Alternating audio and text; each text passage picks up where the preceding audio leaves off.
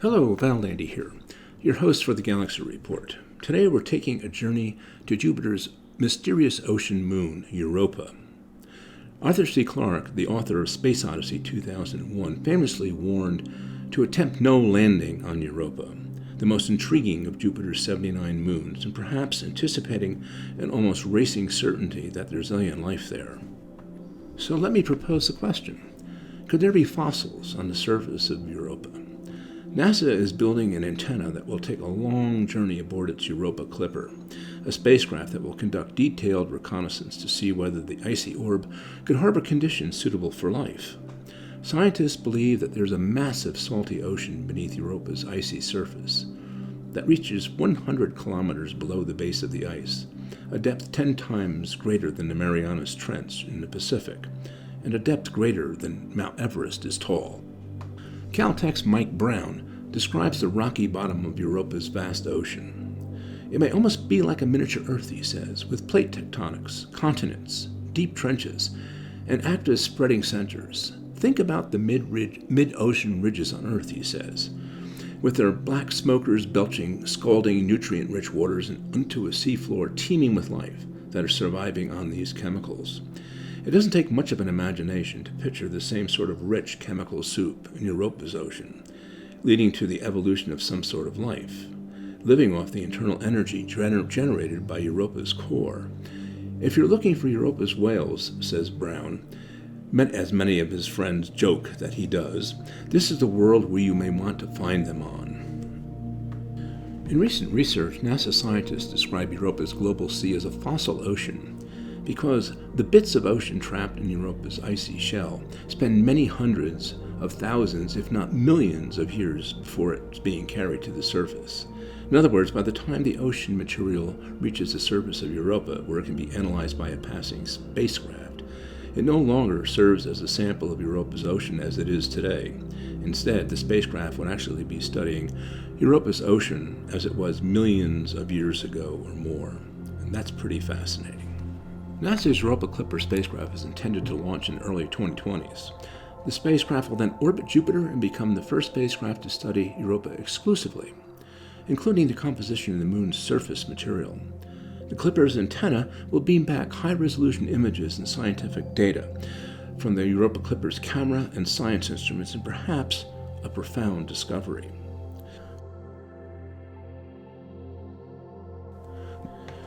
NASA's Europa Clipper spacecraft is intended to launch in the early 2020s.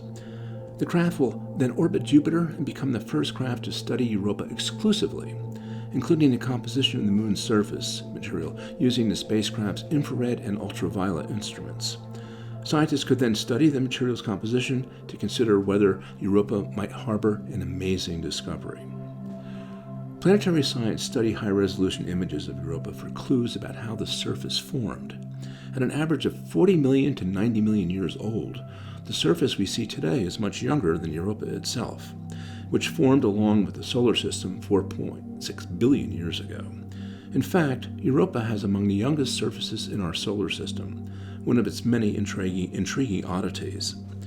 The long linear ridges and bands that crisscross the surface are thought to be related to the responses of Europa's icy surface crust as it's stretched and pulled by Jupiter's immensely strong gravity.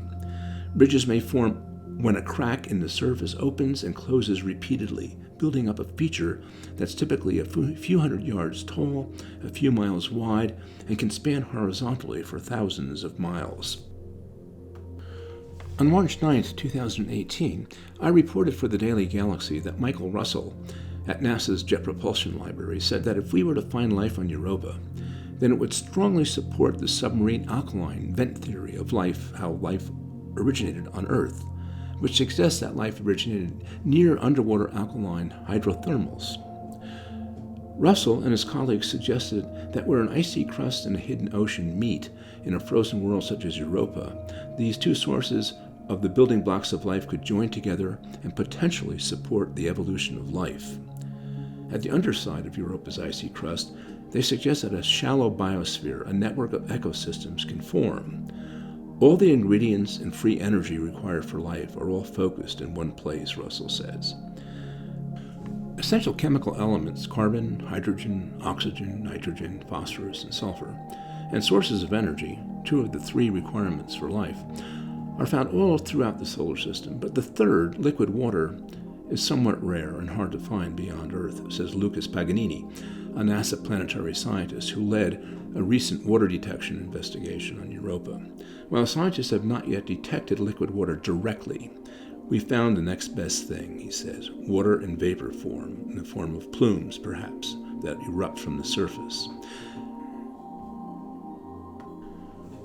Paganini and his team detected enough water releasing from Europa to fill an Olympic-sized swimming pool within minutes. Yet, the scientists also found that the water appears infrequently, at least in amounts large enough to detect from Earth.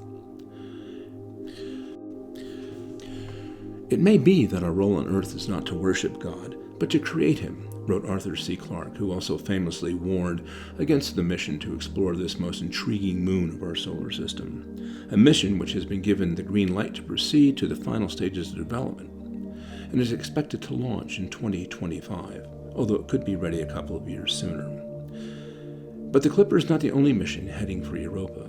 The European Space Agency's Jupiter Icy Moons Explorer, or JUICE, is expected to launch in 2022 and will undertake flybys of 3 of Jupiter's moons, including Europa. Val Landy, signing off.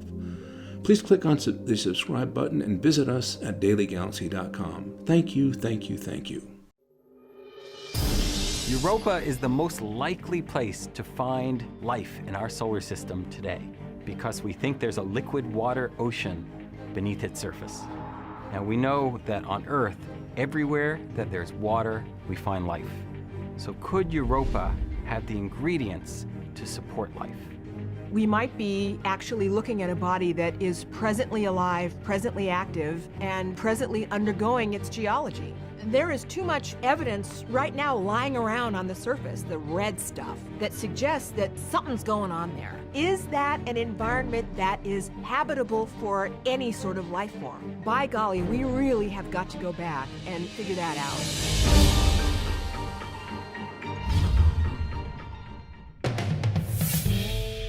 We have designed the Europa mission to take a spacecraft and its set of instruments all the way from planet Earth to Jupiter.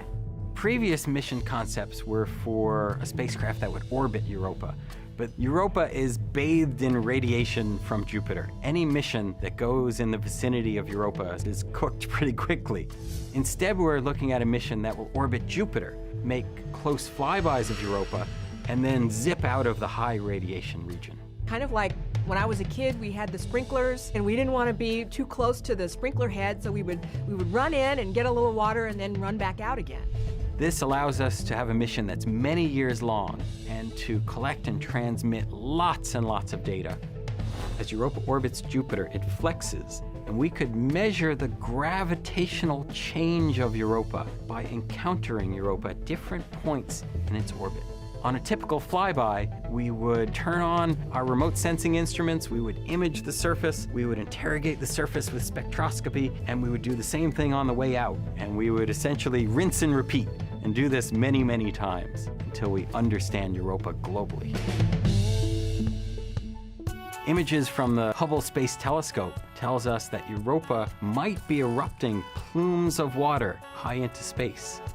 If that's true, then we could fly through those plumes with a spacecraft and literally taste it to understand the composition of Europa's interior. If it does have the ability to harbor life, how does that work exactly? We'll have enough instrumentation to really pinpoint exactly how the mechanisms would work for replenishing the nutrients in a subsurface ocean. Europa is so important because we want to understand, are we alone in the cosmos? If there's life in Europa, it almost certainly was completely independent from the origin of life on Earth. That would mean the origin of life must be pretty easy throughout the galaxy and beyond.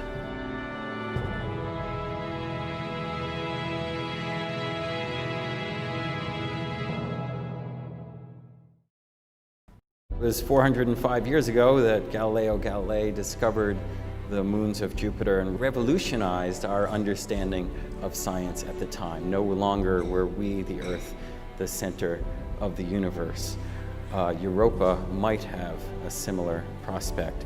Europa is among this family of Galilean moons, Io, Europa, Ganymede, and Callisto. It's a challenge to explore Europa because it's immersed in Jupiter's giant radiation belts. Jupiter's magnetic field is enormous, acts to accelerate particles in the Jupiter system, and therefore makes it a challenge to explore Europa.